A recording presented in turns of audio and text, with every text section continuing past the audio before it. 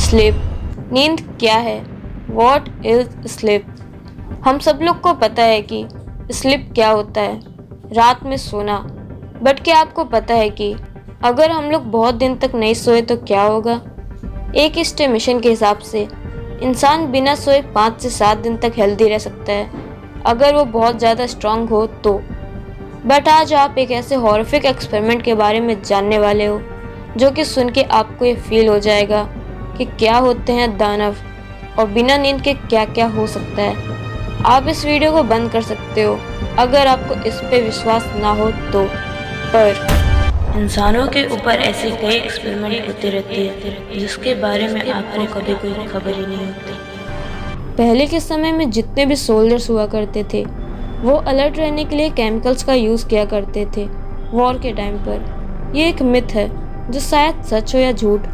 अधिकतर देश ये केमिकल्स इस्तेमाल कर रहे थे, तो रशिया भी अपना एक स्ट्रॉन्ग केमिकल बनाना चाहा जिसको इस्तेमाल करके कोई भी इंसान लगभग 30 दिन तक जगा रह सके, वो भी लगातार। ध्यान से सुनो, लगातार 30 डेज नॉन स्टॉप। पर जब भी कोई केमिकल बनता है तो उसका जनता पर एक्सपेरिमेंट किया जाता है इम्प्लीमेंट करने के पहले। तो अब ये जो टेस्ट सब्जेक्ट है, जिन लोगों पे एक्सपेरिमेंट किया जाना है, उनको फाइंड करना कोई बड़ी बात नहीं है, क्योंकि जो लोग प्रिजन में हैं, जेल में हैं, वो लोग ईजिली अवेलेबल है इन खतरनाक कामों के लिए। तो रशियन सोल्जर्स ने इस काम के लिए जेल से 5 लोगों को चुना और उनसे कहा कि अगर तुम इस केमिकल के एक्सपेरिमेंट में भाग लो और 30 दिन तक हेल्दी जगे रहो, एकदम नॉर्मल निकलो बाहर, तब तुम लोगों को हम तुरंत आज़ादी दे देंगे, मतलब जेल की सज़ा माफ़। पर ऑफ कोर्स ये झूठ था, ये बस उन पर टेस्ट करने के लिए कहा गया था। तो फिर एक लैब सेट किया गया, उसमें उन 5 लोगों को डाल दिया गया और एक्सपेरिमेंट को स्टार्ट कर दिया गया। पहला दिन बीता, वो लोग बेहद खुश थे। वो लोग सोच रहे थे कि हम लोग को बस ये गैस के इफ़ेक्ट के चलते 30 दिन तक जगे रहना है, गैस तो हमें हेल्प करेगा ही। तो पहले दिन उस केमिकल गैस को छोड़ा जाता है रूम में और ये लोग पूरी तरह से हेल्दी रहते हैं, ये लोग पूरा अलर्ट रहते हैं। तीसरे दिन अभी भी ये लोग सही हैं और इस 3 दिन के रिज़ल्ट को देखकर वो जो एक्सपेरिमेंट रिसर्चर थे बहुत खुश हुए और सोचने लगे कि बाकी देशों का केमिकल अब क्या है, वो तो बस 3 दिन सोल्जर्स को जगे रहने में मदद करता है, और हमारा केमिकल तो सोल्जर्स को 30 दिन तक शायद होपफुली इन लोगों को हेल्दी रखेगा। बट चौथे दिन से वो हॉरिफिक डार्क थिंग्स होने शुरू हो जाती है। चौथे दिन होता क्या है कि वो 5 लोग कुछ हॉरर डार्क चीज़ों के बारे में बात करना शुरू कर देते हैं। लाइफ के वॉर के हॉरिफिक मोमेंट्स, लाइफ के ट्रॉमास, ये सब चीज़ माइंड के सरफेस में आने लगती है। और क्योंकि उस लैब के अंदर के माइक्रोफोन भी रखा हुआ था उनके बातों को सुनने के लिए, उनके हरकतों पे नज़र रखने के लिए, तो उसी माइक से वो बात रिसर्चर्स सुन रहे थे। पूरे चौथे दिन वो लोग बस यही बात करते रहे, नेगेटिव चीज़ों के बारे में, लाइफ के डार्क साइड के बारे में। डे 5, 5वां दिन, और ये और भी ज़्यादा वॉर्स होता है। 5th डे के मॉर्निंग वो लोग आपस में एक दूसरी भाषा में बात करने लगते हैं और ऐसा लगता है कि वो लोग अपने बातों को समझ पा रहे हैं और बहुत हॉरिफिक चीज़ें करने लगते हैं। वो लोग के अंदर पागलपन नज़र आता है। वो लोग आपस में बात करते हैं, कभी कभी खुद से ही बात करने लगते हैं और कभी कभी इधर से उधर भागने लगते हैं। बट 5 से डायरेक्ट चलते हैं डे 9 में। इस दिन एक ऐसी चीज़ होती है जो कि सारे हदों को पार कर देती है। उन 5 लोगों में से एक अचानक से दौड़ दौड़ के चिल्लाना शुरू कर देता है और इतनी ज़्यादा ज़ोर से चिल्लाता है कि उसका जो ये गले का वोकल कॉर्ड होता है वो इतना ज़्यादा वाइब्रेट होता है कि वो फट जाता है लिटरली। और जैसे ही फटता है वो अचानक से सो जाता है, उसे नींद आ जाती है। उसके सोते ही वो 4 लोग माइक पे विस्पर करने लगते हैं, कुछ बोलने लगते हैं। तब उनको लगा कि ये गैस की वजह से हो रहा है, ये कम सोने की वजह से रिसर्चर्स को, और उनमें से कोई श्योर नहीं था कि ये क्यों हो रहा है। रिसर्चर्स का ये मानना था कि नहीं सोने की वजह से लोग पागल होते हैं, पर इतना भी नहीं कि वो इतने ज़ोर से चिल्ला के अपना गला ही फाड़ लें। शायद उसी रहस्यमय केमिकल या गैस की वजह से हुआ है जो कि रिसर्चर्स ने बनाया है, क्योंकि नहीं सोने की वजह से कोई अपना वोकल कॉर्ड तो नहीं फाड़ लेगा ना। इसके बाद जो होता है वो और भी रहस्यमय होता है।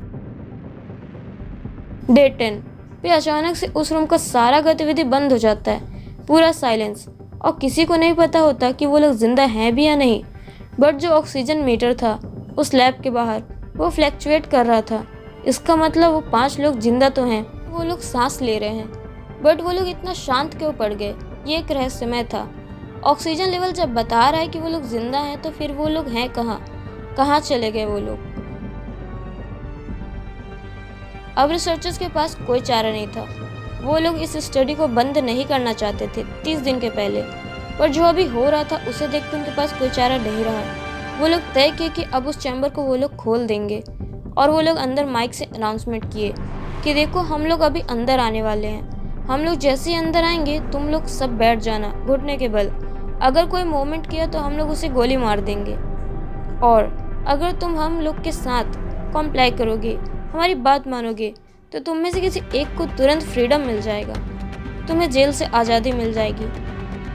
तभी उस गहरी साइलेंस के बीच से अंदर से एक आवाज़ आती है, हम लोग फ्री नहीं होना चाहते।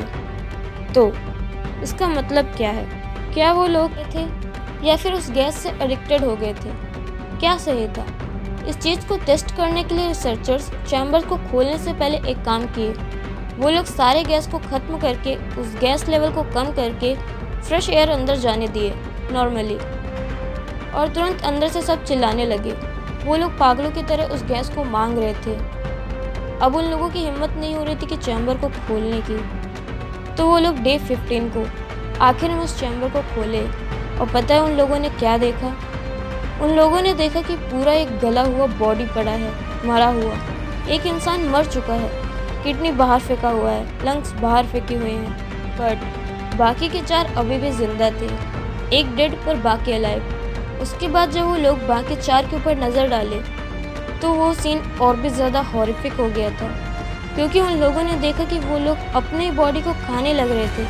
खाना उन्हें चैम्बर में नॉर्मली रखा हुआ था उनके चैम्बर में, और फर्स्ट डे ही इन्हें 30 दिन का खाना दे दिया गया था, पर वो लोग अपने बॉडी को खा रहे थे, अपने हाथ को, अपने पेट को और अपने बॉडी के कई पार्ट्स को खोखला कर दिए थे। उनके बॉडी ऑर्गन्स पड़े हुए थे, कोई मरे हुए को खा रहे थे और कोई खुद को ही। और डरावनी बात यह है कि वो लोग ये सब एक हॉरिफिक फेस बनाकर कर रहे थे। वो लोग के फेस पर एक डेविल वाली स्माइल थी। रिसर्चर्स उनके पास नहीं जाना चाहते थे, इसलिए बैकअप बुलाया गया सोल्जर्स को, और जैसे वो सोल्जर्स आए वो लोग जैसा सोचे थे वैसा बिल्कुल नहीं हुआ। सोल्जर्स के अंदर जाते ही उनमें से एक ने एक सोल्जर्स का गला ही फाड़ दिया, थाइस को काट दिया, और उस दिन बेवजह 5 सोल्जर्स मारे गए। फिर फाइनली वो लोग अचानक से गिरकर लेट गए। तभी रिसर्चर्स उनके ब्लड में मॉर्फिन को इंजेक्ट कर दिए उनको शांत करने के लिए, बट उन लोगों पर कोई असर नहीं हुआ। उन लोगों का बस एक ही चाह था, हमें ये गैस दे दो, हमें ये गैस वापस चाहिए। शायद वो लोग एडिक्टेड हो गए थे। फिर और सोल्जर्स आए। उनसे लड़ाई के वक्त एक टेस्ट सब्जेक्ट का हार्ट बीट होना बंद हो गया। अचानक से वो फ्लोर पे गिर गया, और सबसे हॉरिफिक बात ये थी कि मरने के बाद उसके हार्ट के रुकने के बाद भी वो अपने मुंह से एक बात बोले जा रहा था, आई नीड गैस। सच में बहुत क्रीपी था। फिर किसी तरह केमिकल्स की मदद से एनेस्थीसिया देकर बाकी चारों को हॉस्पिटल ले जाया गया, पार्ट्स को बॉडी में रीस्टिच करने के लिए बाय डॉक्टर। वहाँ पे जैसे ही चारों को ले जाया गया उनमें से एक मर गया, मतलब अब जिंदा है सिर्फ 3, बाकी के 2 मर गए। इसके बाद बाकी के जो 3 टेस्ट सब्जेक्ट थे उनको रखा गया हॉस्पिटल में। उनमें से एक वहीं बंदे होने पर ही जोर से चिल्लाने लगा, फिर अचानक से शांत हो गया। फिर जब एक नर्स उसका चेकअप करने आई तो उसको देखकर अचानक से हंसने लगा, लाइक अ डेविल।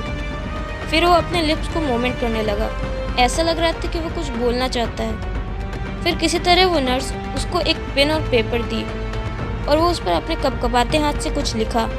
आपको पता है उसने क्या लिखा?